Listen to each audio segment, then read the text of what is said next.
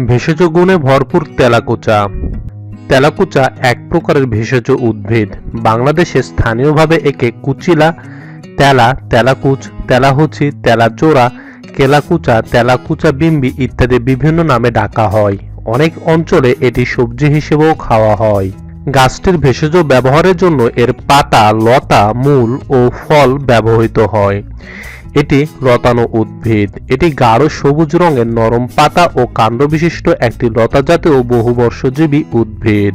তেলাকুচা বসতবাড়ির আশপাশে, রাস্তার পাশে, বন জঙ্গলে জন্মায় এবং বংশ বিস্তার করে। সাধারণত চৈত্র-বৈশাখ মাসে তেলাকুচা রোপণ করতে হয়।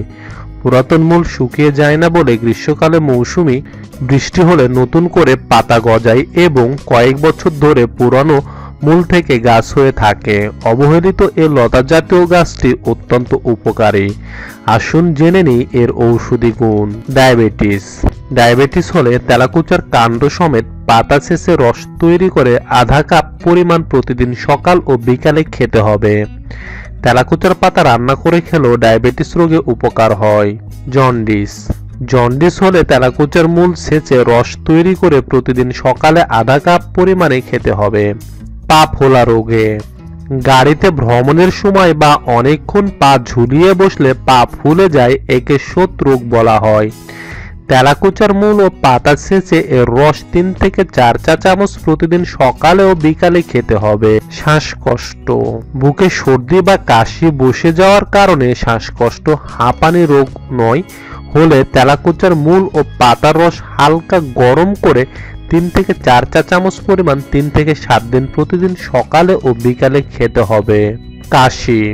কাশি উপশমে 3 থেকে 4 চা চামচ তেলাকুচার মূল ও পাতার রস হালকা গরম করে আধা চা চামচ মধু মিশিয়ে 3 থেকে 7 দিন প্রতিদিন সকালে ও বিকালে খেতে হবে।